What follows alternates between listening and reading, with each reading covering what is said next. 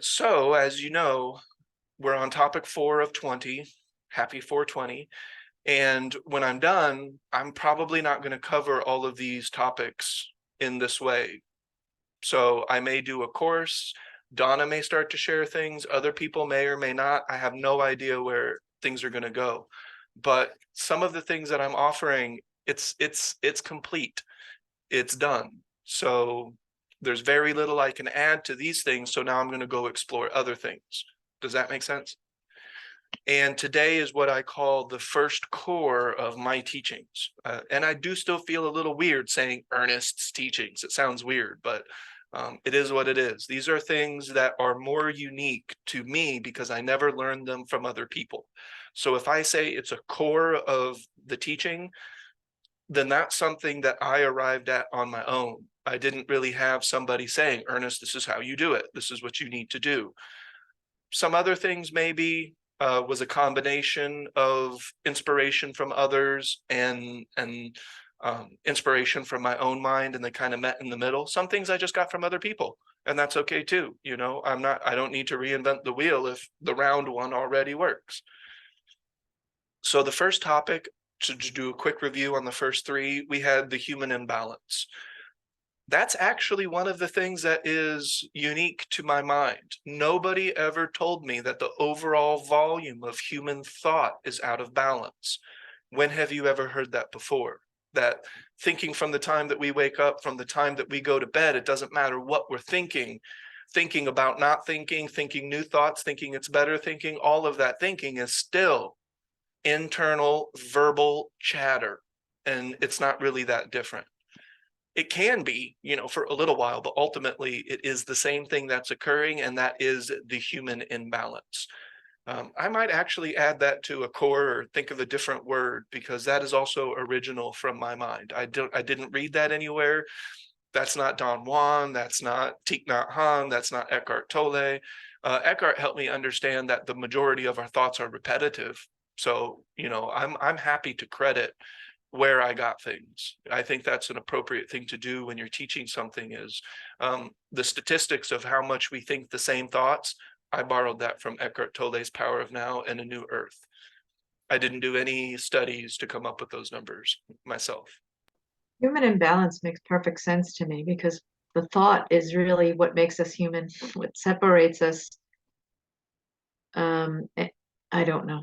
I think human imbalance says it's almost self-explanatory.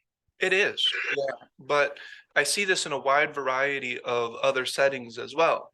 So I see these imbalances in the way that, you know, some things will focus on what I view to be somewhat erroneous. So I'm reading the 8 Limbs of Yoga. I mentioned this to William Miller's here now, but I mentioned this to William maybe briefly in message, that again, we have this perfect reality. We want to see reality in perfection. You know, we want to arrive at non-duality. And it's like, what? It's like that doesn't make any sense. How do I interact with a world that is highly dualistic when I arrive at non-duality? And then the images of perfection, we have people that are portraying these images, or they're mythical in nature. They existed 3,000 years ago and there's no records and don't know anything for sure. But we have a few obscure, you know, texts that are a little bit confusing and vague. But the idea is, I view that as an error. I think it's another going from one type of thinking to a new type of thinking. And I found this really funny. I was reading something about Taoists, right? So the Taoist wants to mind fast to where they're not thinking. They want to arrive at no desire. But yet the Taoists use a word that essentially equals immortal. So they were highly preoccupied with immortality.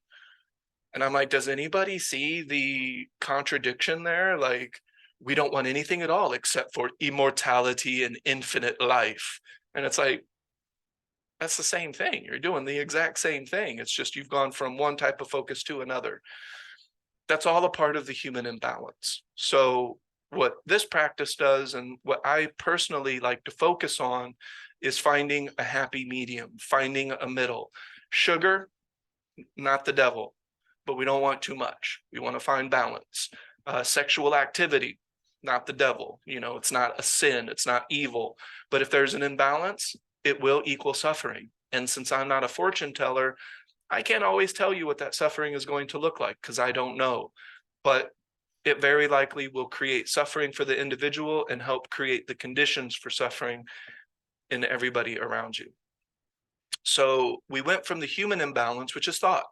It is literally just thinking all the fucking time. Doesn't matter what it's about, positive thinking, affirmative thinking, doesn't matter. It is a gross disproportionate imbalance in someone's day and in our species. So there's that. The second topic, and we're on topic 4, but the second topic was the nemesis. The nemesis is any time that we're acting almost primarily on habit, accumulated momentum of habit, and closed feedback loops. We have fallen below active recognition. And it's very difficult for a person to admit this when they first see this. They're like, no, I was watching TV deliberately. I was arguing with this person about traffic on purpose. I did that. And it's like, okay, I know that you think that, and that's cool, but I can assure you that this was not what I'm talking about when I say deliberate, intentional, and willful and on purpose. And then so that'll really lead into topic number 4, which is what we're talking about today, which is the first core of this particular 20 topic teaching. You forgot 3.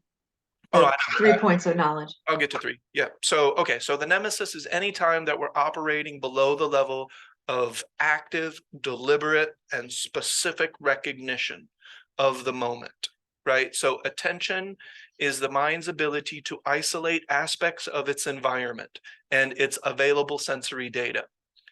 It's always doing it, just like breathing. If you're not dead, you're always breathing. But there's a big difference, and this is actually a good example when someone's confused about deliberate nature. You're always breathing, but are you always breathing on purpose, deliberately, with attention and volition and will?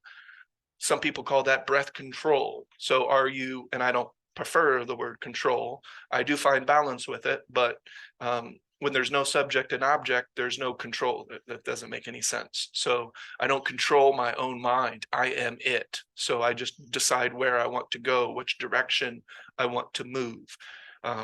If I'm talking about this phone, I can control it because there's a subject and an object, and there's a relative way to look at that. So again, it's not an evil word, the word control, but we got to find balance with it so that it's not all over the place. But ultimately, this practice takes us above what we call the line of recognition, above and below active recognition. So now that attention, the mind's ability to isolate aspects of its environment, is deliberate, specific, intentional. And if somebody dropped out of the sky and said, where is your mind now? And did you put it there? The answer would be easily yes. You wouldn't have to think about it. You wouldn't have to wonder what you were just doing because you would already know. All that makes sense so far, the review? And then just for the sake of the rest of the topics, I went ahead and defined how I use the word knowledge, intelligence, and wisdom. Knowledge has 3 parts: information, and the other part is kind of 2 of the same thing, but they're also different. But personal experience and the experience of others, that is what we call knowledge. Or that's how I use the word knowledge. So if we're learning things, if we're doing things, and we were talking about a movement practice, you can always learn more about your own movement practice, and you're adding to your knowledge bank through experience, and you can translate that to words that you can communicate to other people, and now they can try it, give you some feedback, and you have all 3 parts of knowledge again. The scientific method involves all 3 parts of knowledge. And then we have intelligence. Intelligence is in the fabric of the cosmos. The reason I say this is because we see this intelligence in atoms. We see this intelligence in molecules, which are multiple atoms put together. And we see this in every single cell. You know, we put cells in a petri dish, they start to organize themselves. Single-celled organisms start to become more complex over time, and they start to move. So the evolutionary tendency is towards consciousness and the evolution of consciousness. All that makes sense? So the hypothesis is that any species on Earth, if given enough time, and assuming that they get to the top of their food chain, they will start to cognitively evolve. They're doing it already, but the cognition portion will really take off. And then we have wisdom. Wisdom is the application, remembering what you've learned. I have a friend that literally posts 13, powerful posts a day. And it's just information. It's just a lot of information that we're not remembering. It's why I don't do New Year's resolutions. For what? Behavioral change doesn't occur because I intended on January 1st or December 31st. That's not how this works. That's not how behavioral change occurs. And if you try, it's probably going to require more energy than it would have another way.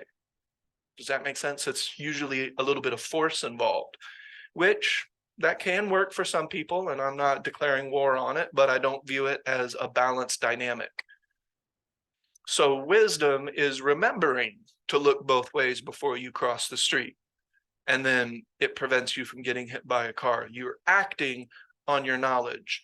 Intelligence kind of bypasses knowledge, and it can be also applied unto wisdom. Something, and I give the example of giving somebody a puzzle that they've never seen before, and they're still able to solve it. That is intelligence. You didn't have any information. You didn't have any personal experience. Babies are highly intelligent. Does that make sense? And so that's the first three topics: the human imbalance, the nemesis, which is operating below the level of active recognition, and then knowledge, intelligence, and wisdom, which makes up a triangle that I really like. And then there's another triangle that we get to in topic 19, and then we'll talk about combining those two triangles. Okay, so today is what I call like the first core teaching, because I arrived at it myself. I also arrived at the human imbalance and the nemesis myself. Knowledge, intelligence, and wisdom I've had help with, and I've organized it using things that I've learned along the way. But establishing presence is the fourth topic and the first core of the teaching.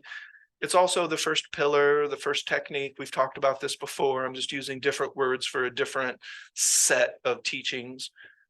But establishing presence, taking the mind from below active recognition and putting it deliberately, intentionally, and willfully back into the present moment. So this is a topic that, we've talked a lot about in one way or another. We've talked about coming back to the present moment and developing strategies, having ways to remember to simply bring our mind back to the present moment. But when we say back to the present moment, where was it just a moment before? Probably in thought, the human imbalance. That thought very likely included past or future, or what we call the traps of thinking. Repetitive, habitual, not making us feel well, trying to figure it out, comparing and contrasting, etc. All of these different things that we start to launch into. And again, we have attention. It's always there. But when we're thinking these thoughts, our attention is divided on that thought, on those thought streams. Does that make sense? The more they get momentum, the more difficult it is to go back to our practice. So establishing presence by itself is not my invention, right? Being present isn't something that I personally discovered. I wasn't the first in humanity to realize that there is a moment and we can pay attention to it. But how we do that, how often we do that, and are we doing it at all is kind of an aha that I had at one point. It was, your practice didn't work because you weren't doing it. You didn't remember to do it. There's no wisdom being applied. So in this practice, we do really begin with coming back to the present moment, bringing our attention using a variety of strategies. I had so many strategies. I still do. I call them objects of power. So an object of power, sometimes I'll use a watch, sometimes I'll have like a stone or a crystal. I don't think the crystal necessarily by itself is doing anything, but my attention on it is keeping me present. Therefore, it has power to me. So I'm not necessarily interacting with crystals the way that others do. Nothing wrong with the way that others do. That's just not really my thing as much. But if I have an amethyst, it's because I think it looks pretty. I like the color purple. I like the way that it glistens in the light. I think it's nice. And if I do it deliberately, if I place my attention on it, I have basically emphasized and charged that first core teaching of establishing presence, coming back to the present moment, and then, of course, eventually learning to live here, learning to exist primarily here, and shifting that imbalance that's occurring of thinking all the time. Because very rarely it will occur, but very rarely do we just sit here and think about the present moment. It can occur, but at that point, you're literally just labeling and judging and comparing and contrasting what you're seeing in front of you. So this is what is different. And this is something that nobody ever really taught me, and I kind of arrived to this conclusion on my own. And this is what will separate this practice from almost every other practice that I've ever encountered. Intending your points of attention in advance. That's the ticket. That is what will make this practice fundamentally different. And if you're not doing that, and you're like, I'm present, Ernest. I'm here. I'm doing it. Okay, maybe. I'm not your keeper. I can't climb into your consciousness and know for sure necessarily. There will be indications, of course, but I would have to follow you around to see those indications quietly without you knowing. It's just like the driving test. If you know that I'm evaluating your driving, you're going to alter how you drive. If Donna knows that this is a part of her interview, she's going to be perfect driver. 10 and 2, turn signal. I'm a great driver. But if you don't know that's what I'm doing, then that habit and that momentum of habit will start to come out. And you can really see a person's personality. I remember we were, let me keep this as general as possible. The likelihood of this person watching any of my videos is very low, but I was going to a retreat once. And this was a Tai Chi retreat, right? We're very peaceful. These are teachers. And this person was just flipping their shit about the traffic, like just literally yelling at cars, getting angry, cussing. And it's like, where did the namaste go? Like, and then they get on the yoga mat. Welcome, everybody, to our place of peace. And I'm like, well, 15 minutes ago, it wasn't no place of peace. You were worried about getting here on time, cussing, screaming, yelling. That was their more accurate self. They were modifying themselves for the group, which is okay. I mean, whatever. But their unconscious habitual actions really came out in the driving because they didn't think that anybody was evaluating them. I totally was. Yeah. Which could violate Doesn't mean it's not authentic when they were in class. It just means it doesn't have an embodiment power behind it. If Sure. Yeah. And I don't necessarily want to use the word authentic, but what I would say is that the behavior in the yoga studio was being modified and the behavior in the car was not. That's it. And we do that sometimes. I'll modify my behavior a little bit if I'm around somebody, somebody who hates cussing or so. I don't cuss that much, but I do throw strategic F-bombs in there when I really want to emphasize something, but I could modify that if I was around somebody who was just like, they didn't want you to do that. When I first started learning about pronouns and stuff, I could modify my speech. It's not like, roar, I'll say what I want. It's not that important to me. Like, if you want me to use a particular pronoun, fine, I'll remember. It's not that big a deal. So the distinguishing factor of what we're doing compared to all other forms of coming to the present moment is intending those points of attention in advance so that you cannot hustle yourself. So if you wake up in the morning and you say, today I'm going to pay attention to K1, which is the little point on the bottom of the foot, towards the middle of the foot, and it starts that kidney channel up the leg and then up the side of the body. When you put your attention there and you intended it in advance, it has more power. There's more intention, there's more will, and you can't hustle yourself. So if I drop out of the sky and I say, Donna, where's your mind? K1, breathing into K1, moving the chi, what are you doing? Right? But drop in on someone else and they're like, oh, Ernest, I'm totally present, just soaking up the yada. And I'm like, oh, that's great, cool.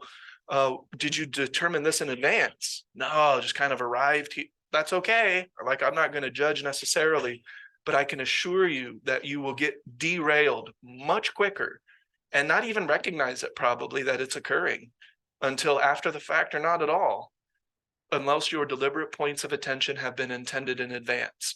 This is also one of the things that makes people quit.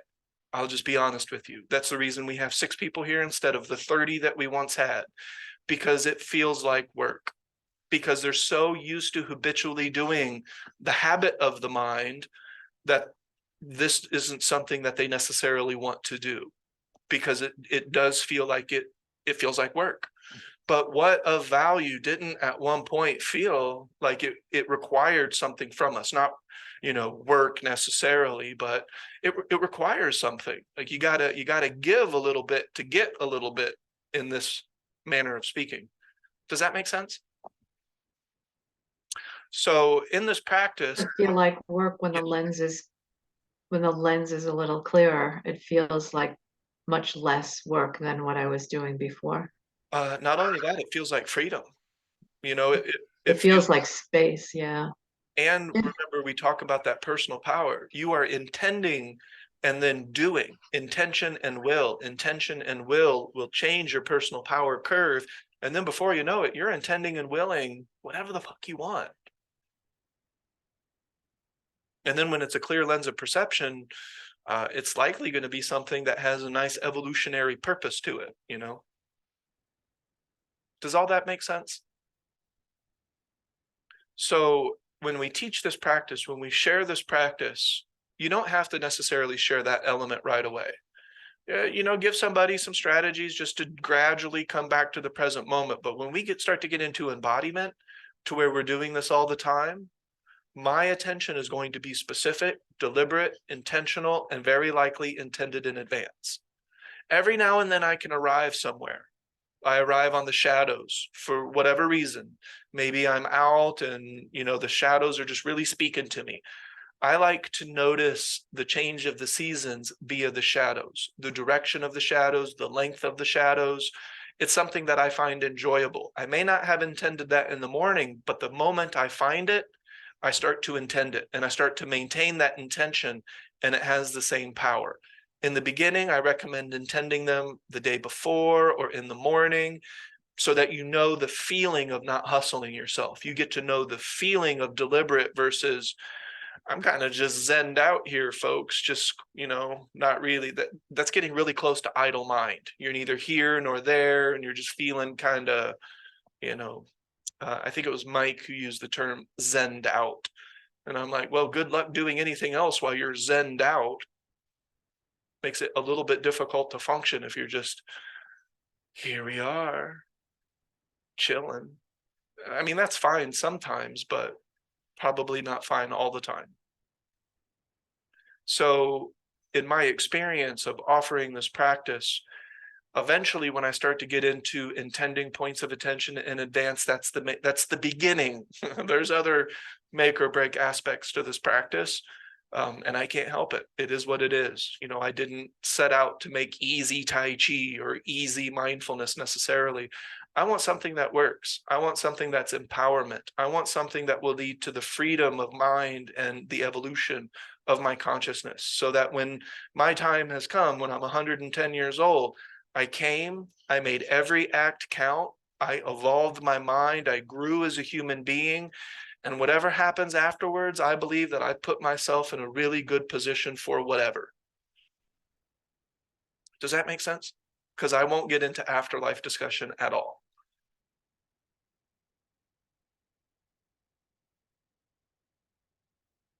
That's how cults and religions get going. I'm not into that. Are there any questions about deliberately intending the point of attention in advance? Any feedback on how that feels, or how it was in the beginning for you? Yeah, it is, my breath has always been a low-hanging fruit, and my feet on the floor, my feet on the ground, which wasn't a low-hanging fruit for me. So those have been the consistent points of attention that I've chosen since the beginning of this practice. And of course, the feet on the ground, being in my body was not, I would let go of that quickly. And I got bored with it. And I remember in class being advised to try something new so that I will remember it. It has to be interesting enough or fun enough for me to remember it all day long. And and then arguing with myself, what's the point of this? Like, oh, who cares about shadows? Who can? And then reminding myself, because it's something to focus on that's in the present, it helps me. It's a tool to use to bring me back to the present. And you understand why that's important. You understand from an experience that there is relief at first in being in the present and not in habitual blah, blah, blah. I notice now, years down the road, that feet and breath are always the ones that I have. So if you do stop in and say, Donna, where are your points of attention right now? Those two are rarely not engaged. Yeah, that makes sense. Yeah. So you just asked for observations about that. Those 2 points of attention are I want to say my go-to, but they're just the ones that others fall into place as soon as I'm embodying those, and I'm embodying those most of the time. So that's what helps. That's what keeps everything moving for me. And then, yes, there are plenty of points of attention that come in that make themselves available to me, that I choose for desire, for folly, for what feels inspirational or ahaj, or just something I never noticed before, something new, an old friend, an old familiar one that I hadn't used in a long time. Those arise and fade away, but the breath and the feet on the ground are the constants for me. Yeah. Well, I'll have to say the breath and the I've been doing this quite a lot, and I like it. That wee box breathing thing that you see sometimes on Facebook and Instagram, where you breathe for 4, hold, breathe out, and then hold. I've been doing that and doing so the breath and a mantra would have been my first ones, but also the skin thing, the all over feel of the body.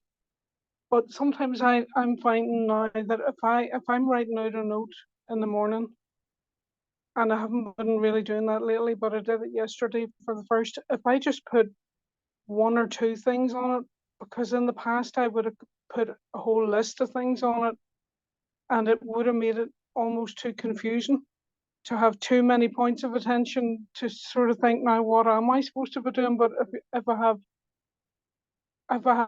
the low hanging fruit, the ones that I go to, the box breathing, the mantra, and my skin. But if I have one more as an outside thing, even if it's just a color, that's easy for me to remember if I'm going shopping, or cars on the road, or even colors in nature. But I have found that that's a wee bit of a relief if I just have one specific other one trick of attention for the day. rather than a whole list. I don't know if that makes any sense. It makes perfect sense because we have to remember. So if we make a list that's 40 things long, we might remember one or two, but good luck remembering 40 different points of attention that you intended this morning. So what makes a point of attention valid?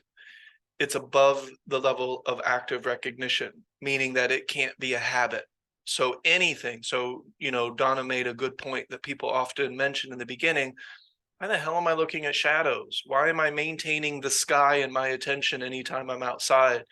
Because your mind isn't habitually used to doing that. It has disassociated the sky with safety, so it doesn't value it. You don't need to look at your nose, so your mind filters it out, even though it's always in your field of vision. I suppose, I don't know, maybe everybody's nose isn't, but I think most people's, their nose is in their field of vision. My glass frame is in my field of vision, but my mind filters it out. And that's okay. Habit isn't the enemy necessarily. It's just when habit is going for a period of time unchecked with no attention on it, it can easily get to an extreme. And we have no idea until usually it doesn't feel good or it's too late. And then it's like, oh, okay, this habit isn't benefiting me. But now it's a habit. It's ingrained, and it can be more difficult to unwind that towel of habit. So one of the things that I really like to do is I like to modify the specificity of the point of attention. So maybe at one point it was the feet. Now it's a specific point on the foot. Now it's where is the weight on the foot. So there's all kinds of points of attention that may seem old school to us that we can give some freshness to. And you're not remembering a whole different point of attention. You're just interacting with that point. Ida gave a great example of the breath. I use a variety of breath techniques. I also have my neutral technique of just smoothness, not trying to make it deeper, not trying to manipulate it necessarily. Just, is it smooth? Does it feel effortless in and out? But other times I'll do where the belly fills, the middle of, or the lower part of my chest fills, and then my whole chest fills. That's actually biologically the way to fill your lungs, starting from the belly, and then it moves up. You would think it's different since you're breathing in this way, but it really, the lungs inflate from the belly up. And then when you breathe out, then the chest starts to relax. That point right below the rib cage starts to relax, and then the belly. And then when we do Tai Chi, we reverse that. So we do a little bit of what's called reverse abdominal breathing. When we're breathing in, the belly is coming in, and you can feel that in the chest. It's also kind of feels like it's pushing the air in. And then when we breathe out, the belly goes out. That's reverse abdominal breathing. And that is supposed to help you achieve more physical power. So there's all kinds of different ways to modify an old school technique, that you've been doing for a very long time. Some of my old school ones that I really love, and I think it is a part of hydrostasy. It's almost to the point where I would recommend it, or just say that this is what you need to do, is peripheral vision. Do you hear that, Donna? Peripheral vision. Behavior, but that's still a hard one. Behavioral, because you say behavior, and then that becomes behavioral. No, as long as it's behavioral and not behavioral. Behavioral. Yeah. You got it. Okay. And peripheral. So peripheral vision is almost never a habit. My mind wants to focus on things, and that's okay. But by maintaining the defocused vision, that's an act of deliberate attention. It's willful. It's on purpose. It's not happening on accident.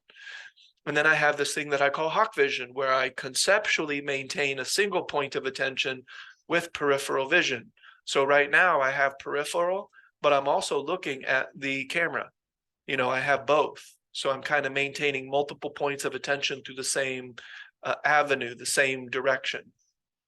Does that make sense? So those are some strategies that you can employ if you want to have some variety in your lowest hanging fruit. So if breath is the lowest hanging fruit, which for most people, maintaining breath awareness is not going to be the low. It might be when they're not feeling well. It might be right before they jump into an ice bath. They're going to, start to do their breath techniques. Very rarely will somebody find maintaining awareness on the breath throughout the day the lowest hanging fruit. But if you do, you do. So that's great.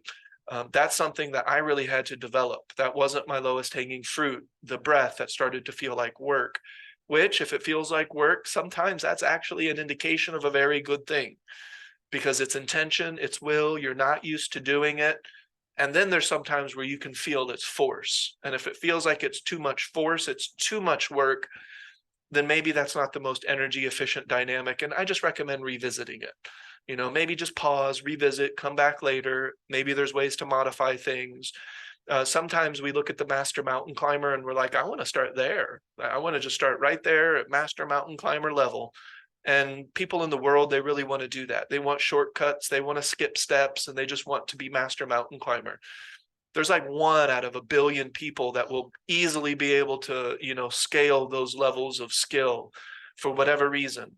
And I think the trap associated with that is that, and this certainly happened for me, when we start talking about all the nuances of our different points of attention, and that one sounds good, and well, gee, you know, Edith's further along than I am, so maybe I'll try her point of attention so I can derive, you know, the level of mastery that she's achieved, and then we get lost in why we're doing it. It's really, we're just choosing things to do, points of attention that are above recognition. We are that we're being deliberate. And why are we doing that? To bring us back to the present moment. So really, that's all it's for. And we can get lost in the, like Ida said, the list of things to remember so that I could be really good at this. It's not about, you know, your bubble of perception will involve different data points, and you will be able to expand on those data points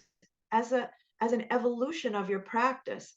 It's not going to enhance your practice to cram them down your own throat. As a matter of fact, it's probably going to be resistance if you do that. If you try to do things that are outside of your reach and that aren't fun, then you lose the reason why you're doing it altogether. So even if it's just something very basic and simple, pick ones for fun. I remember that being an aha moment for me because I was listening so intently and I was taking notes and I was like, okay, I got to do that and I got to remember this, and then I was like, just pick the ones that are fun. You love color, like pick nature, pick the stuff that you love that's easy to do, as long as it's bringing you to the present moment more fully, and you are not you know, pulled away from it for too long, because you know it's remembering and forgetting. You're not forgetting for too long to maintain some points of attention. So just chill out. Just chill out and pick a few and do it consistently. And that's how the breath and the feet got to be my go-to, because the feet brought me back inside my body, which I eventually recognized I needed to do because I wanted to be in woo-woo land and I wanted all the virtues of the practice without practicing. And you know, and that's why you rely on other practitioners or substances, or because you want to get to some space without really mindfully a process mindfully to that space, and then you end up not succeeding, or you have to rely on those outside circumstances to get you to this feeling, and that defeats the whole purpose of what we're doing. It's no longer above the level of recognition. So I find that when it gets complicated, to just simplify again, and now, as a result of practicing for so long, I still have to do that sometimes. I've lost why I'm doing it, and then once I remember and start with the basics, then I can populate pretty quickly, you know, without words now, because of the length of time I've been practicing and the degree to which I have chosen to embody. So yeah, I think we can talk about all the different, it's fun to talk about what people's different practices are and what different tools they use. And it's fun to try them on, but as long as I don't lose my breath and my feet while I'm doing it, and the reason why I'm doing it, and that and am I embodying the present moment, even while we're discussing it? Otherwise, it's pointless. It becomes resistance. It becomes fluff and noise, and it's no longer has any value to me.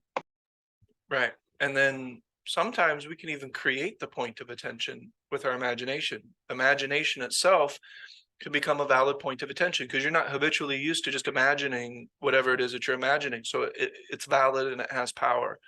Now, this is kind of skipping ahead, but one of the things that the human being is, the average human being, the statistically, this isn't a derogatory comment. It's not us versus them. This is a statistical fact, is that the vast majority of human beings are emotionally and energetically a product of their environment, because they're not deliberately intending how they want to feel, because you have to create space in order to do that. Otherwise, you're just countering things. It's like, oh, I'm starting to feel shitty. Well, now I just want to feel magical.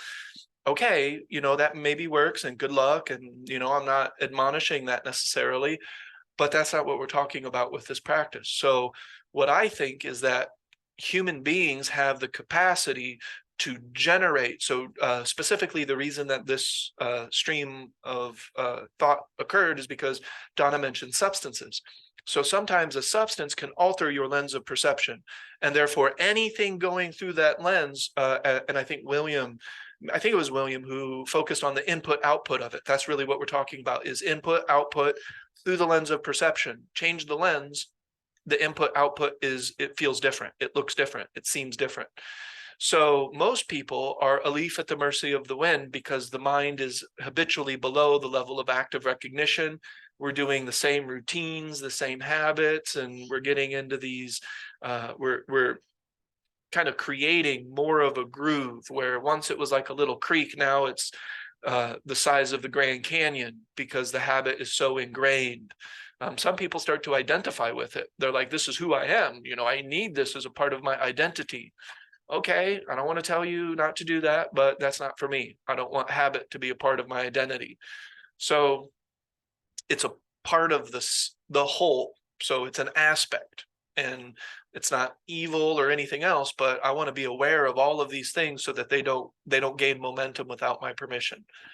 But ultimately, most people, statistically, the way that they feel emotionally, energetically, physically is a result of their environment, what's going on at the time, their problems, their daily affairs. They're getting caught up, and it all starts to feel heavy and weighted. And then before you know it, some of the silliest shit is their most important thing to them at the time. And it's like doom and gloom importance. And it's like, are you sure?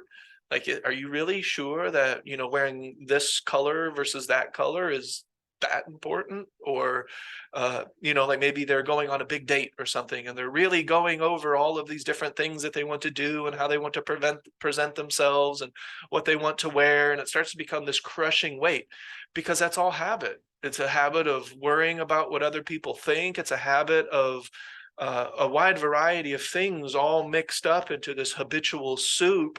And then before you know it, how we feel is literally a product of our environment, which can lead to different types of illnesses and discomforts and interactions with the world that aren't very inspiring. It's not, I wouldn't say it's beneficial for the species in a lot of cases, what we're doing to one another as a human race. So this practice will give a person eventually, if practiced enough, the space necessary without drugs. I don't want to use the drugs, chemicals and, plants and, human-made things. You'll actually be able to create what I call states of being, which include short emotion, so more like bursts of emotion. Joy could be one of those. I don't want to exist in joy either, because that's not appropriate. That starts to get out of my hydrostasy bubble if I'm just who's joyous all the time. Happiness is a type of contentment. I can feel that contentment while physically unwell. I can feel that contentment as I'm starting to move away from my hydrostasy bubble. Once I'm outside of it, though, there's probably no contentment. I'm probably going into some weird extreme, maybe for a little while, and that's okay. but I need to make sure I move back. Otherwise, existing in that extreme will cause the system to want to rebalance. A great example of that is that a star will go supernova and it will rebalance and it will create a new solar system. That's really great, right? Except for all of the organisms potentially that were on that planet before the sun went supernova, because they're all gone. So they won't have the opportunity anymore to change over time because their planet got destroyed in a supernova. So sometimes when balance needs to reestablish, it's not always going to feel good and it's not always going to benefit the species, because we have to be able to adapt to that. So the philosophy and theory behind the principle of balance is that existing in an extreme will cause the overall system to try to create a new balance around that extreme. You can see that with physical addictions, and that's not necessarily beneficial, right? I was just going to say that when I was in the hospital, they finally got into the ER. I mean, I was sitting in the waiting room for 5.5 hours, and the level of pain in my gut was 8 or 9 on a scale of 1 to 10, because they ask you that throughout your visit. And so I was at an 8 or a 9 by the time I got on a gurney in the back. And they were trying to establish whether I had a blockage and I was going to need surgery. So they were doing their thing. And I was in a high level of pain. And so the doctor, they hung an IV, and the fluids going into me immediately, I could feel some relief immediately. There's something about fluid. Well, I was dehydrated too, so I could feel my body changing as the fluid went in. One part of my brain is experiencing the human thing, and the other part of my brain is deliberately noticing the observer of everything that's happening, from a nursing standpoint and from a practice standpoint. So it was very interesting. Again, I don't need to do this twice a month, but it was interesting. And he said, I'm going to hang an antiemetic, which keeps you from vomiting, and I'm going to give you a painkiller. And he left. And I said, okay, that's a good plan. And a nurse brought me warm blankets, and those warm blankets were a wonderful thing. And I was really trying to focus on the sensory attention points of what warm blankets felt like on my body and what fluid felt like in my body. And they were lovely. And then I asked him I called him back in and I asked him what painkillers because I'm not really fond of narcotics, and I'd rather get a non-narcotic if possible, even though my pain was at 8 or a 9, was starting to dissipate. And I know that I just don't like the way that there are benefits to a narcotic, and I can feel the imbalance in it. That's not desirable. That's all I can explain. I don't like what it does to my brain. I know there's a detoxification that goes along with it. I don't like it. And so he said, I'm giving you morphine. I said, morphine? He said, a very, very low dose, and it doesn't last long, and it gets out of your system quickly. And I knew all that to be true. And I have to tell you that morphine, an IV push of morphine, is under warm blankets after being in the waiting room for 5.5 hours is heaven. There's no other way other than transition. I could not think of, I don't think I have any recollection of feeling zero pain in my body. Zero pain. Like it was, I was telling everyone that I loved them, and I didn't feel distorted in my brain. I just felt so much gratitude, and that I could live in this bay, in this emergency room, under warm blankets with an IV fluid hanging and morphine for the rest of my life. So I could absolutely see the addiction, because and I fell asleep because that's exactly what my body needed to rest and my brain needed to rest. And then as I woke up, I could feel the pain 2 or 3, and I could feel the momentum of me wanting to say, can I get more morphine? And he came back in and he said, I don't really want to give you more narcotics. And I said, I don't want them. And I heard myself say it. And I thought, what are you, out of your mind? He would have given you another morphine, but I didn't take it. But yes, I could see exactly what you're saying at play, because it would be so easy to rely on something outside of myself to take away all the pain, and then I would lose all me and I would lose the ability to discern where I am and how to balance and how to reestablish balance, or how to go with my body while it was right, trying how to make decisions about with the doctor about whether I should be admitted or released and things like that. And I didn't want to control. I just wanted to be deliberate and intentional with my mind, and the morphine took that away, and it was relief, but it wasn't human. It wasn't human. But it was euphoric.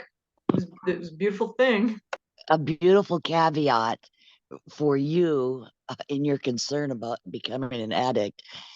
And we all know this, there's a big difference between taking a painkiller when you're really in pain and taking it when you're not. Big difference. I wasn't worried about becoming an addict. I could just see, because Oh. I don't have that addiction thing, but I could see how easily I could have that addiction thing with a substance as powerful as that. And my practice made me not feel like, if I could just live on morphine for the rest of my life, I would have a perfect human experience, because I already knew that that wasn't true. You know, from my habit and momentum and my experience, you know, what those three parts of knowledge came into clarity at that moment when I said, I don't want anymore. It's interesting, though, when we talk about addiction, because we automatically assume that addiction comes from an outside source of our body. That's not necessarily the case. When the mind becomes bored or otherwise at odds with the present moment, the brain chemistry starts to go a certain direction. And now that's the reason that we have, like, have you ever been at a sporting event and you're like, oh my God, my team won, and you feel that euphoria, you feel all of those chemicals occurring? People get addicted to things, and it's not necessarily coming from an outside source. It could be adoration from other people. It could be tourism, seeing new things, because every time there is a derivative, there's an electrochemical, physiological, and hormonal response. We alter our lens of perception. We alter our chemical soup. So, you know, Donna was giving the example of morphine, and then Jerry chimed in about addiction to outside substances. A lot of people are addicted to inside substances. They're addicted to the action that yields the electrochemical sex, for example. One of the reasons that people get addicted, food gives electrochemical, physiological, hormonal response. And then before you know it, we're chasing that food to get that result. And now, I don't want to get too far ahead because we're only on topic 4, but eventually when I really start to deliver deliberate modulation, you can start to create certain aspects of the electrochemical, physiological, hormonal response and alter your own lens of perception. Well, that's what I was trying to point out, was that I recognized that feeling was not produced by my deliberate intention. It was produced by the morphine. And I did not want, it was a relief, and it was exactly what I needed at the moment, and I was fine with it, and it came out of my system quickly. I mean, all of the things that this doctor was collaborating with me, and I really appreciated that. And I needed it, and I was grateful for it, and it was an interesting experience, and it was lovely relief. But then I wanted to pick up my practice again, because I was navigating this particular experience with all of the points of attention associated with it, so that I could efficiently navigate it as best as I am able at the totality of my ability at this time. And so I didn't want more of it, but I could absolutely, because it doesn't feel like work to me. It feels like being alive to me to practice now. But I could see how I could easily be swayed by relying on a chemical to do it all for me, so I could just not take myself out of the practice. Right. A chemical for some other people, activities, certain things that they do. You know, the reason that they want to create the big company is for the public adoration, the feeling of success, the I did it. the personal power, essentially.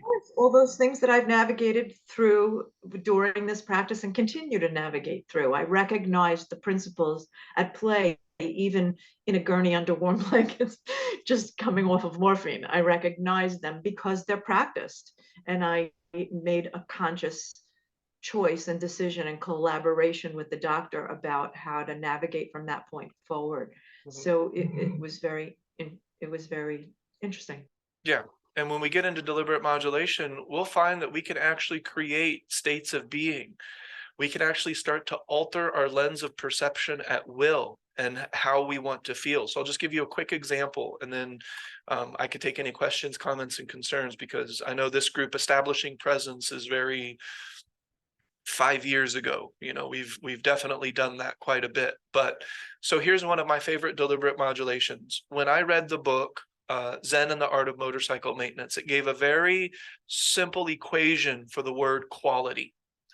What is quality? What is the quality of the moment? I know Ida is probably really resonating with this type of thing, like the quality that comes out of any given situation, any given moment. It gets tricky to talk about because it's not tangible necessarily. It's like, I can't quite get my fingers on it. You know, I can't quite wrap my mind around it to describe it. It reminds me, just, I don't know why, but the movie Day After Tomorrow. And he's saying, what was the favorite time you ever had with your dad? They went on a fishing trip and it rained the entire time. And there's like, oh, that sounds terrible. And then he's like, no, it was really nice. It was, you know, we got to spend time together, and the quality. So the equation for quality in this book is to care about something enough to give it your focus and attention.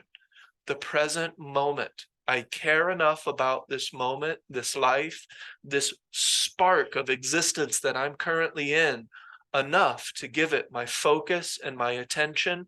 And then all of a sudden, whether I'm walking to work, whether I have a customer in front of me and they're kind of upset, or they're arguing about something silly, or, you know, I'm seeing people behave in very uninspiring ways, or seeing people behave in very inspiring ways, it's almost as if deliberate modulation, I can alter my lens of perception and pull out quality. I'm able to, because I care about the moment, I focus on it, I give it my attention without trying to control and manipulate necessarily. And then all of the sudden, this degree of quality starts to come out in everything I do. And so far, no drug that I've ever taken can replicate that. So I've actually gotten to states of being that are better than morphine, and I've had morphine, that are better than hallucinogens. I've had pretty much every hallucinogen that you can think of. One of the only drugs I've never tried is methamphetamines, because it wasn't really a thing when I was in high school. They hadn't really, you know, fentanyl, methamphetamines, that wasn't really a thing when I was in my, the height of my drug activity, or my substance intervention, you could say. There are some that I still like. I think they're nice. You know, a little LSD can go a long way. A little psilocybin can really alter the lens of perception, but it's not necessary. You know, I don't ever look at those things as, ooh, I got to have it. I don't need it. I don't need any of that stuff. That's the freedom to have and to not have and still feel free. Doesn't really matter one way necessarily or the other, as long as it's not too deep in an extreme. Like a piece of cake or a piece of meat. Exactly. Piece of cake, piece of meat, not necessarily an extreme. It just depends on the situation of the person, where they're at with their individual balance and where they're going with things. You know, maybe they've been eating meat 3 times a day for the last 40 years. Maybe going raw vegan overnight isn't the best idea. Maybe that's going from one extreme to another extreme, expecting the new extreme to somehow be a better extreme, and it's still just an extreme, and the body's like, what the fuck? And it has to make that rapid redirection to reestablish balance, and that may not always equal good health. Does that make sense? So we can't talk about it too much because it's a topic that is what number? It is number 11. No, sorry, number 10. So we're on topic number 4. When we get to topic number 10, we'll talk about deliberate modulation. And it is only possible when you have created space in the overall amount of thought. So there is literally no point in talking about this subject until we have started to do our practice to the point where we're starting to push the thoughts aside. in a manner of speaking. It's like clouds. We're starting to kind of, oh shit, like I'm moving these clouds away. I'm creating some authentic, actual space. You can hustle me. You can tell me whatever you want to tell me. And that's cool. I'd have to follow you around for a few days to see if it's accurate. And I can determine whether somebody's really practicing or not, because there will be physical derivatives. How quick are you to anger? How quick are you to judgment? How quick are you to, do certain things? That's an indication of where you're at in your practice. I won't go into judgments unless you ask me for feedback. But again, judgment, balance. I do come to opinions, and then I redirect and I go back to my practice, and I don't entertain them, because no person deserves my heavy judgments on them. Likewise, I don't deserve yours. So the idea here, though, is that the establishing presence, and then we'll have two more fundamental pillars of the practice that will lead to space in the overall amount of thought, to where we're not necessarily thinking from the time that we wake up to the time that we go to bed. We're creating serious gaps. The more that those gaps elongate, the more that we can play in them, the more that we can deliberately intend how we want to feel. And you can get creative. You can get really inventive with how you want to feel. I remember when I had done somewhat recently a LSD tab, which is about 100 micrograms of LSD. That's the typical single dose. For most people, that would be considered microdosing, because it's not going to go beyond what I call the threshold. When you go beyond the threshold, you can forget your practice. You will not be practicing, because everything is, you've opened up the floodgates, and I don't prefer it, because I'm no longer able to be deliberate, intentional, and willful with my own volition and my own cognition, because a substance has taken over. But as long as I'm below that threshold, I can have a little bit of this. I can have 1 foot in that and 1 foot still in my practice, and I can learn from it. One thing that I learned is that, so I'm sitting here with my cup, and I'm like, okay, what's really different? What is this substance really doing to me? It was creating space in the overall amount of thought without trying. And so because I wasn't paying attention to thoughts, all of a sudden the world was presenting itself differently. And I can now recreate that at will. I can just choose to put my mind in a particular place. I can't teach it. I'm never going to teach this. This is just something I've learned to do on my own. And I can put myself in what would seem like a hallucinogenic state deliberately, intentionally, and willfully. And it's not hallucinogenic. I'm not seeing things, but sometimes what people call hallucinogenic is altering the lens of perception from its habitual state. And my lens of perception is almost never in a habitual state. And that's different than, again, I'm not creating us versus them, but I have to look at it statistically. Out of 3 million people, very few are creating the space necessary to deliberately modulate their attention to a point of specific cognition. And that's something that I think every single human being under the sun can learn to do, outside of abnormal psychology, abnormal brain things. I don't like to speak outside of what I have evidence to speak about. So with certain brain abnormalities, and again, that's a statistical thing. When we say abnormality, it's not the most common represented. If all of a sudden that abnormality became the norm, we wouldn't call it abnormality anymore. It would be normal. So these words are typically statistical words. Sometimes it's judgment and stuff, but that's not how I use these words. So does all that make sense? Yes, but just to bring it back, we're discussing creating overall space, right? And yes, the last points you were making were to people who have collaborated with presence and different means of establishing presence and different techniques for establishing presence and collaborating with the island of the practical in different ways. One of the things I wanted to mention that I remember from originally starting this practice with you guys and making a transition of sorts, an understanding of sorts, was about the the voice of the devil's advocate used to annoy me. It used to annoy me. My own devil's advocate voice would annoy me because I was judging and comparing against myself. I forgot again, or what am I doing this for? Why, this is a stupid, like, why am I paying attention to my feet? My feet hurt. I don't want to pay attention to my feet. You know, my belly, I want to lose 15 pounds. The last place I want to put my attention on is on my belly, you know, whatever. My own devil's advocate. And then having to dial that back and remind myself a whole bunch of other thoughts to get me back to the purpose of establishing presence, which has a lot less words. And I remember saying to myself, shut up and just do it. Why don't you just shut up? Like, you can ask as many questions, you can be as annoyed as you want, you can be the devil's advocate, but if you don't practice, you don't know if this is going to work. You can understand why it works, you can agree or not agree, but all of that is just a bunch of noise. Just practice and then see what happens. It's an experiment, and you know what an experiment is. You have to do the experiment and see the results, and then you can measure them. You can't measure them all in your mind with thoughts before. You don't have to have this comprehensive understanding in order to practice. You have to practice in order to practice. So there was that realization. And then somewhere along that line, there was a shift in where the devil's advocate became, in Abraham, they talk about contrast.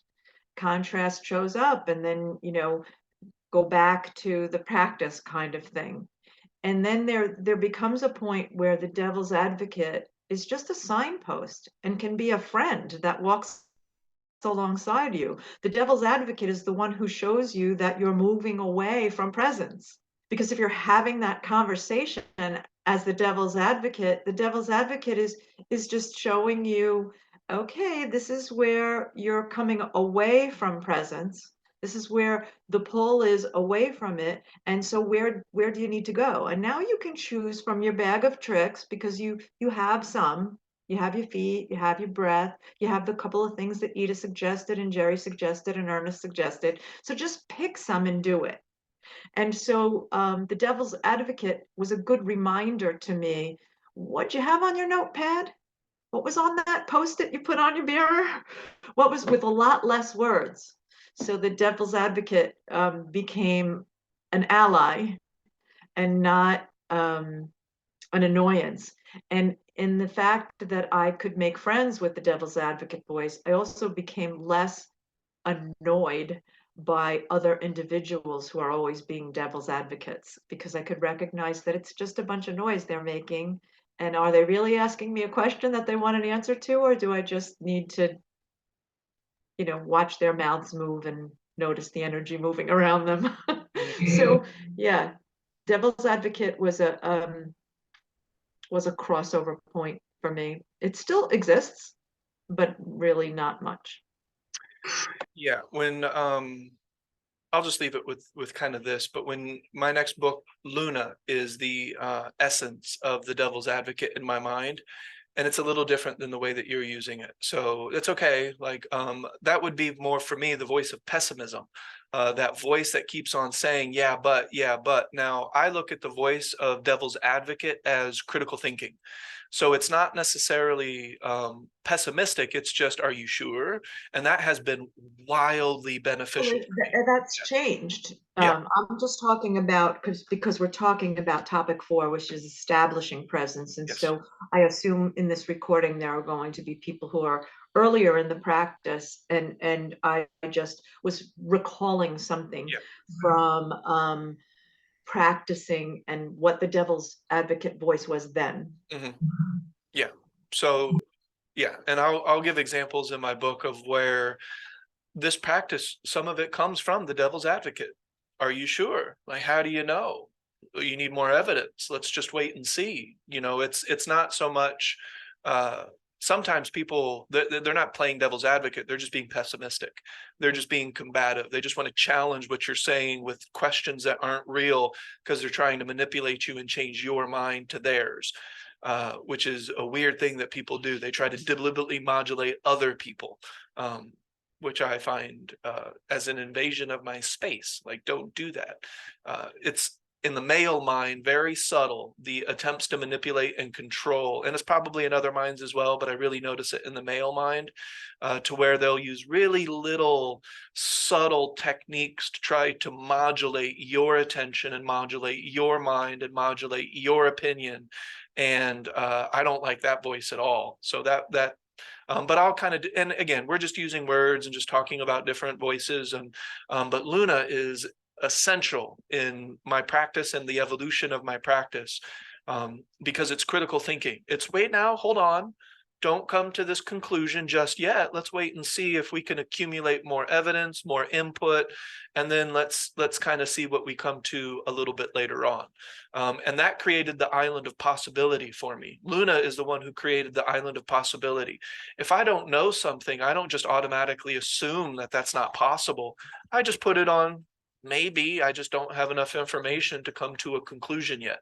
And I think I'm one of the most critical thinkers I know, because I don't pass a lot of judgments. There's still room for more information to occur so that I can continue to add to perspective, if that makes sense. But that's kind of a different topic. But yeah, I see what It's you. not really different. It's just 2 degrees. Yeah. Luna, in your early stages of practice, was probably not as No, a wildly much of a beneficial. friend.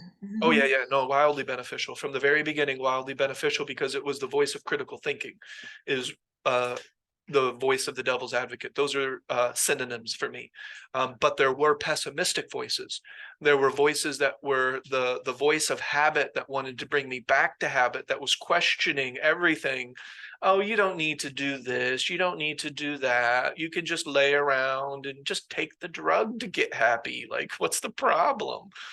So that's a different voice. And yeah, that was not To me, beneficial. it's not a different voice. It's the same voice without practice behind it, with a clouded lens.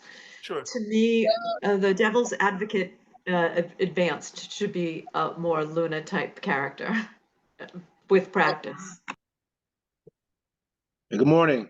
Good morning, Will. How's everybody this morning? I feel great.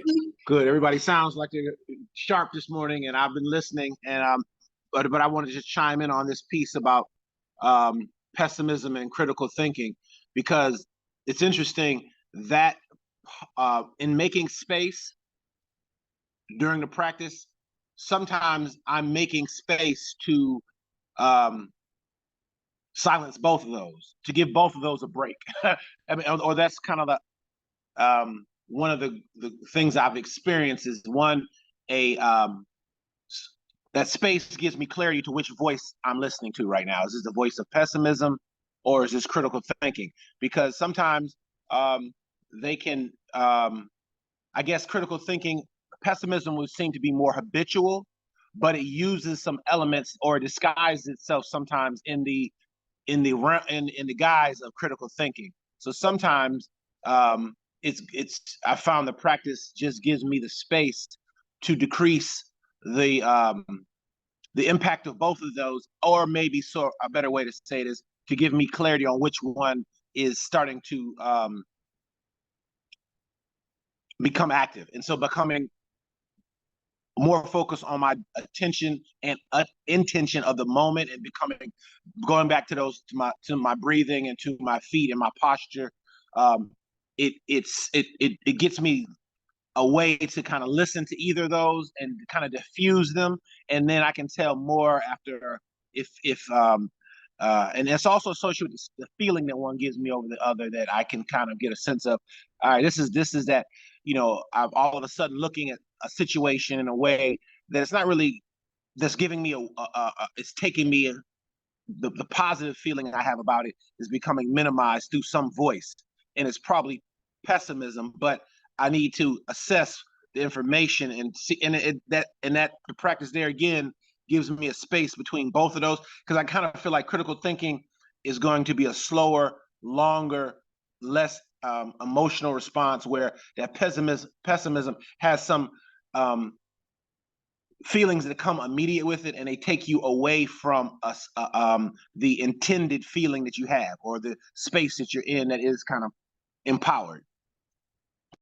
Yeah, that makes sense. I think one way that I would differentiate the two voices, and you actually gave me a really good idea for my book, and I'll tell you later, but that's a really good idea I just had. If it reoccurs again, then I know it was special. Write it down. I will. So one of the ways that I identified the two different voices long ago is that critical thinking doesn't necessarily come to conclusions. It won't necessarily go from one conclusion to another. That's not what critical thinking is. Critical thinking is maintaining the island of possibility so that we can accumulate more perspective. But as soon as that voice starts to say, you know, something that is coming to a conclusion, then I know that's a different voice. But I really love how sometimes these voices do dress up as others, and it can be, without the practice, it could be difficult to differentiate the different, what are these thoughts, what are they doing, you know, what are these different voices and their characteristics. And this is why I deliver the books that I'm writing that way, is because that's how I was interacting with, is this the voice of pessimism? Is this the voice of habit? Is this the voice of anger? And there were all kinds of voices that would occur, the voice of jealousy, you know, that type of thing. And I was like, wait a second, why did I just think that to myself? Like, what the hell was that? You know, why am I comparing and contrasting? And why did I just tear that person down for their achievement in my mind because I can't do it? Like, that's weird. And that voice often dressed up as something different until I really, with the practice, was able to see it for what it was. So that's a really, really interesting point you brought up. I like that a lot.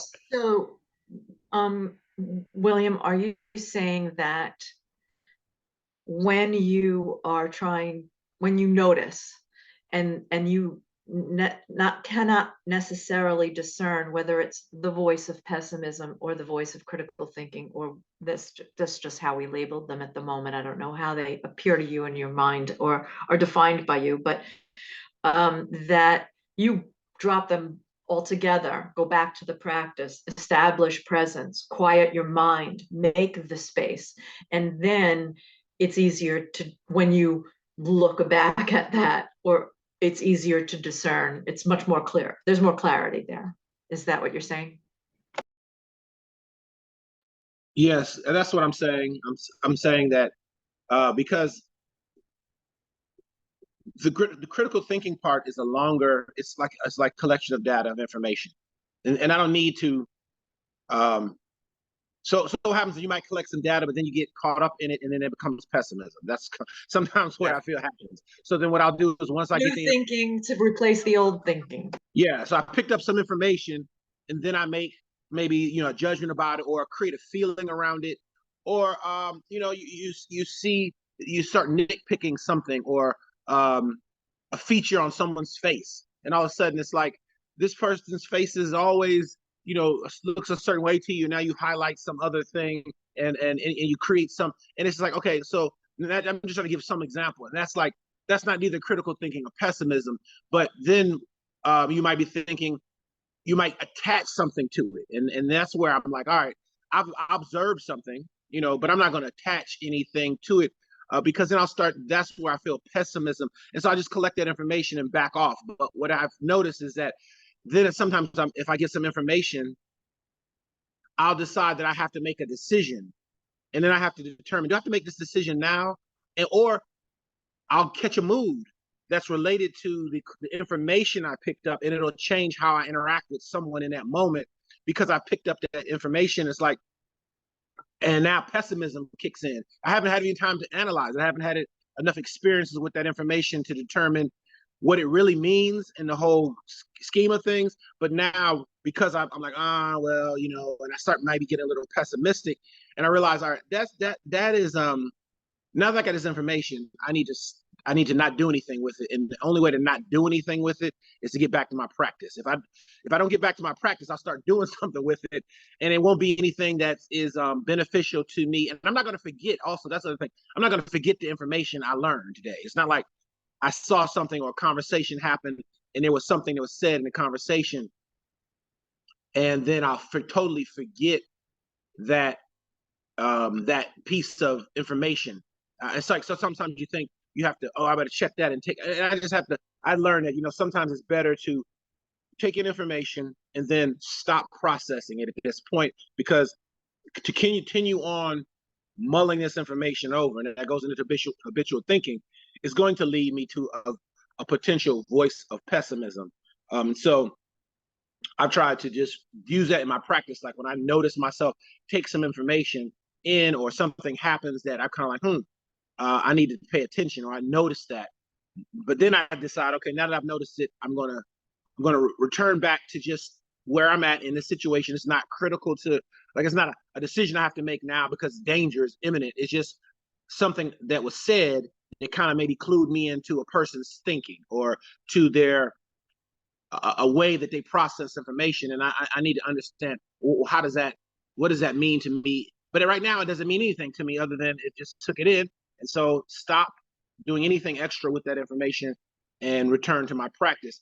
And what I've just found is then that kind of staves off some of pessimistic thinking that I think that I may have, and that I would normally think, oh, this pessimism is a continuation of this critical thinking that I think I'm having. And like I said, sometimes I have learned that processes and ways that we do things sometimes disguise themselves in something else. Like you may feel, your knowledge is giving you this attitude of, that's not quality this, but really it's just that it's something about this person you don't like. And so now and I just try to be very careful about those things. Like when like Ernest was just saying, sometimes you'll make a judgment about something, and it's not really based in your you may have noticed something from your critical thinking, but you've mixed that into some other stuff, how you feel about something else that this person has presented, and now you make a judgment, and you've used the information of critical thinking, like an observation of something that is maybe actual, but you've mixed it into some other feeling. And that's what I have felt the practice, and another place I try to bring myself right back to present moment after I've picked up some information, so that I don't let it turn into something else. I think that's what I'm trying to express. Yeah. And I think this will be a hot topic when we get into the traps of thinking, when we list out all of these different traps.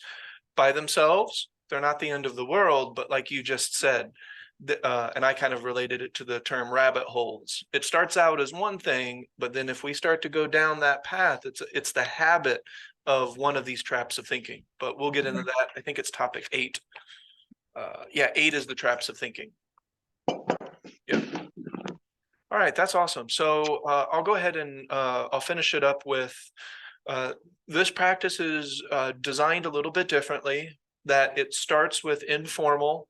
It starts with, really taking our practice, our mindfulness practice, our attention practice, the deliberateness of our cognition and our attention with us throughout the day. And eventually that will accumulate to the point where we're ready to do more formal practices. This is different. This is fundamentally designed different on purpose. A lot of things will start with formal practices. Let's do these formal practices, put ourselves in this position, and then eventually the mind stuff gets easier. Maybe. So this practice comes from a completely different angle, to where first we focus on creating that space, coming to terms with our cognition and our attention and the deliberate nature above the level of recognition, not feeding the nemesis, therefore no longer feeding the destroyers because we're too busy emphasizing. The trick is in what we emphasize in our environment and in our experience. That's the real trick of the practice. And that's kind of what we start with in the beginning, with that first core of the teaching. What we emphasize, the trick is in what we emphasize. And now the trick is also intending it in advance so that it can have even more power.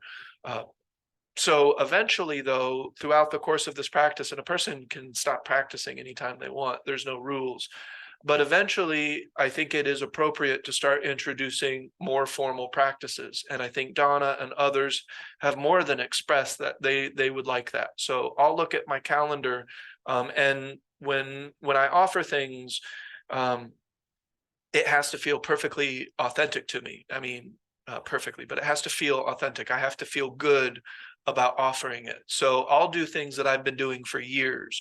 things that I'm just now starting to do, I don't think it's appropriate to share that. I don't want to share my enthusiasm for something because I might not be enthusiastic about it a year from now, you know? So sharing enthusiasm can only go so far.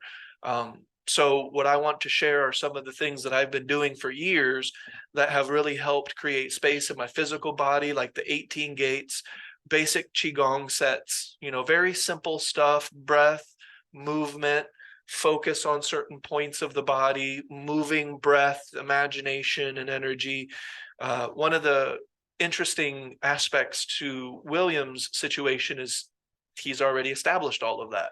So it's going from a slightly different angle, which I find very interesting. And I look forward to the feedback from the practice and how it relates to all the formal practices that have already been created. But then there's others who we have no formal practices, not really, you know, maybe one or maybe two, but one of the things that I think is essential, and it's consistent through space, through time, through cultures that are separated through space and time, that the way that our body is in terms of posture, in terms of relaxation versus unnecessary tension, these things are important for the body to exist naturally, to heal in its maximum potential and maximum efficiency.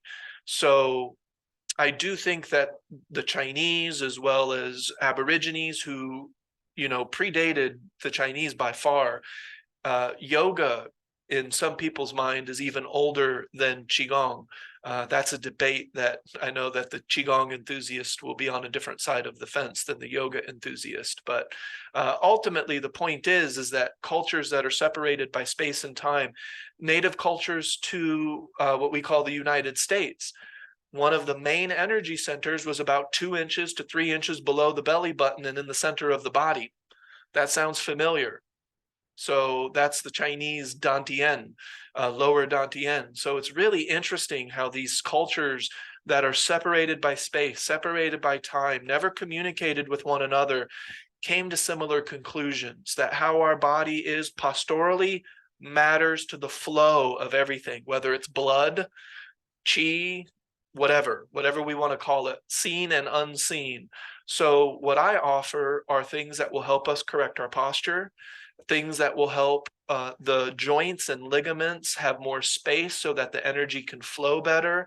And then ultimately directing using imagination, certain feelings. And we don't have to call it chi, we don't have to call it this and that, but you'll start to feel this stuff. Like it starts to feel good. And that's the bottom line, is we're doing something deliberately that feels beneficial, that feels nice. It feels like we're adding aliveness, and we want to call it energy. It feels like our energy is moving. So however we want to look at it, we're starting to interact with the unseen. I like to keep it general because I think another thing that the ancients did erroneously is they started to divide up the unseen, which can get a little bit mystical. It can get a little bit esoteric, and I just don't think it's necessary. I think that we can feel it in our own experience. We can start to interact with it how we see fit, and it will become a part of our healing process. And not just healing, but maintaining, actually not healing, maintaining our body's optimal capabilities, if that makes sense. Evolving. It gives us the opportunity to evolve because we can continue to change over time. If we can't change over time, then we can't evolve. So that's the bottom line. These practices will help create the space. Exactly. Let the magic be magic. We don't need to go into it too much. And that's a personal thing. I have a stopping point in things that I will share, because it's starting to get into things that I can't quite show you. I can't quite explain it. And I don't want to create these weird levels of, I feel chi better than you do, and I have more than you do, and I can do this and you can't. Someday you might be at my level, but right now you're at a lower level. And I don't like any of that junk. The bottom line is that we create space. We will align our body to the present moment, and we'll allow blood to flow. We'll allow energy to flow. We'll keep things as loose as possible. you know, and still maintain a physical structure, because complete relaxation would equal a puddle of human flesh on the floor. So we have to have a balance between tension and relaxation. But one thing that we see in the universe, that we see in nature, is very little waste. Things transfer to another thing, and it's useful and it's valuable, and it continues to transform. So we don't want to waste movement. We don't want to waste energy. We don't want things to be blocked. We want things to move more smoothly.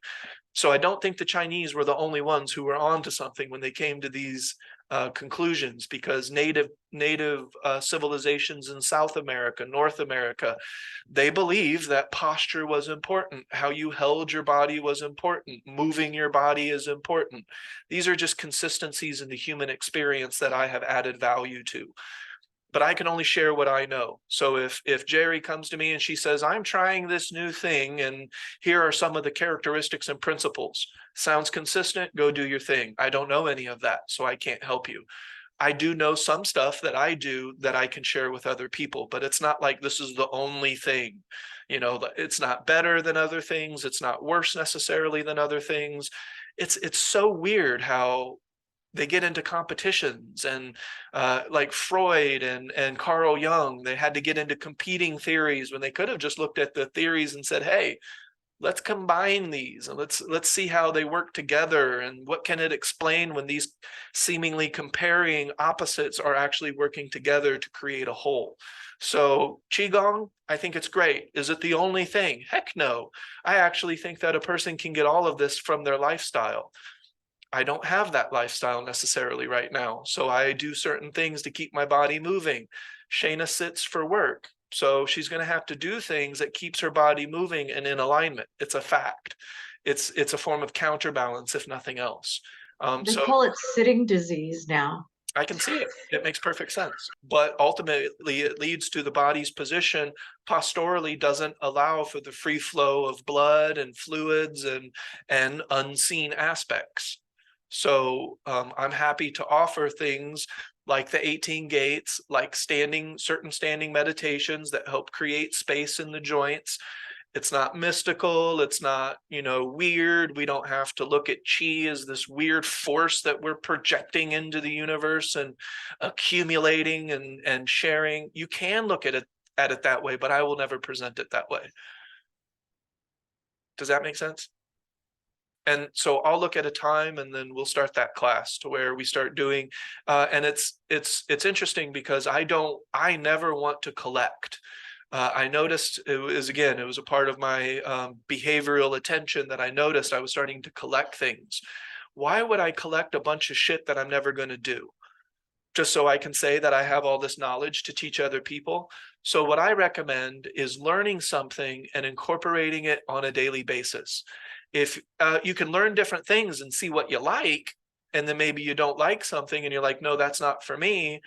But the idea of just learning something to never do it seems wildly erroneous to me. So you don't need that much. You need maybe a little 18 gates, a couple things that you do every day, multiple times. And that can really get the energy moving, and we can become more healthy. It taps into the body's intelligence, and things just start to take care of themselves. Will we still get sick? Probably. Will we still accumulate discomfort in some other ways? But we're going to learn strategies to help counterbalance and to help take care of ourselves in a manner of speaking. And that doesn't declare war on modern medicine or anything like that. You know, the morphine was just the right thing in that moment. But do we want to take morphine every morning just so we can feel that? Obviously not. So that's the thing. We find balance. Sometimes people want to declare war on Western medicine. Well, if I get in a car accident, give me some morphine. Like, I don't want acupuncture. I don't want gua sha. I just, I'm missing a limb. I don't want, Reiki healing. Like, take your Reiki and stuff it. Give me some drugs here because I'm in extreme pain. But when it comes to therapeutic aspects and I want to correct it over time, I'm going to kind of balance and look at something different, because I don't think Western medicine does a very good job with long-term therapy. I think that's where other traditions can come in. But yeah, so I'll look at my calendar, and you can attend this if you want to. I might also just do some videos. I can do videos of the basic 18 gaits that just focus on moving the joints. And then, I have one that I invented that I call concentric circles. It's a lot like Ida was mentioning. You hold your breath at the top, you hold your breath at the bottom, and you do it in an opposite way. So you do it one way, and then you do it in the opposite way for balance purposes. Joshua Grant taught me that Superman one that's really good. I've learned different Qigong sets from Dr. Jha. And there's a point where I'm like, I don't need to learn any more stuff, guys. Like, I have more than enough to do in a day. I don't need to keep learning a bunch of junk. It's all great, but I don't need everything, right? That doesn't make any sense. I know so many teachers, and I saw this when I was in that Tai Chi class. I'll stop the recording.